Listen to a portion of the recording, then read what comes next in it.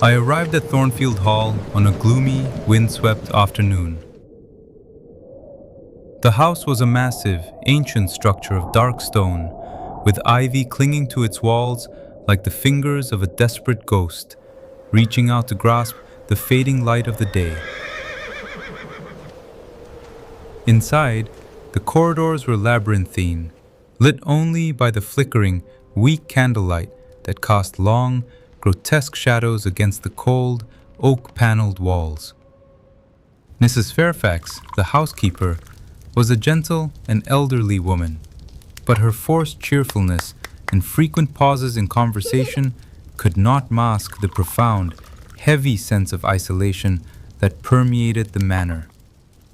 My pupil, Adele, was a charming but demanding child, and my days were consumed by the rigid structure of lessons, history, and needlework. However, it was the long, hollow nights that defined my true experience at Thornfield.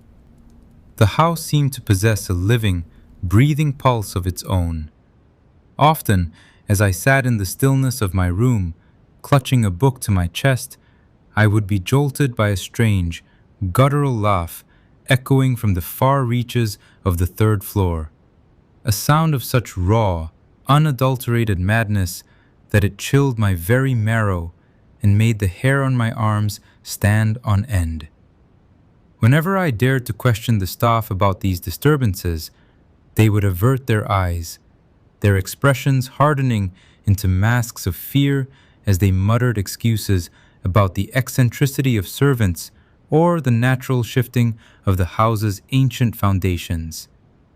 They were hiding something, a truth buried deep within the architecture of the place, and I felt like an intruder in a realm of secrets. Everything changed the evening I met Edward Rochester. It was a cold, wintry night, and the mist hung low over the moors like a funeral shroud. His horse slipped on a patch of black ice, throwing him violently to the frozen, unforgiving ground.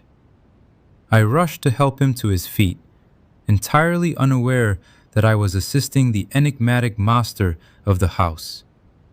He was a man of intense contradictions, brooding, cynical, and deeply scarred by layers of past betrayals that he kept hidden beneath a veneer of arrogance.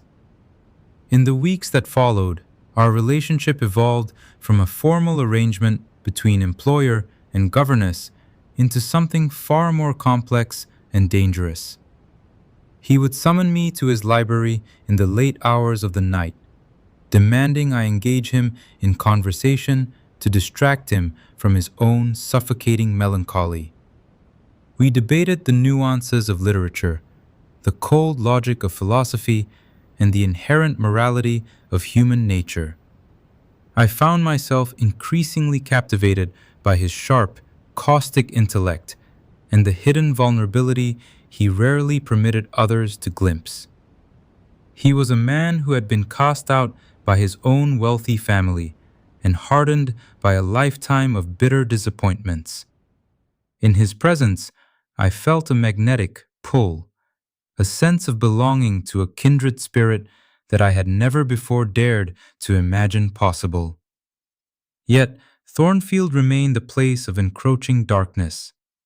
One night, I was awakened by a stifled, gurgling scream that seemed to tear through the very walls.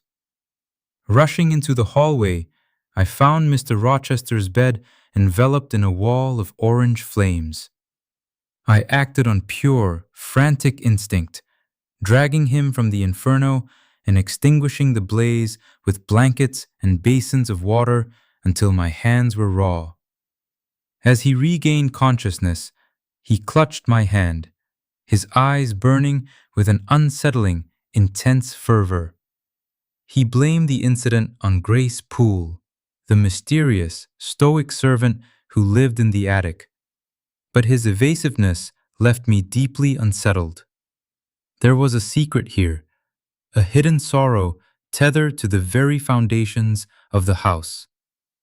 Despite my mounting reservations, my affection for him only deepened with every passing day. He began to invite guests to the manor, including the beautiful but superficial Blanche Ingram, to torment me with his supposed intentions to marry into high society.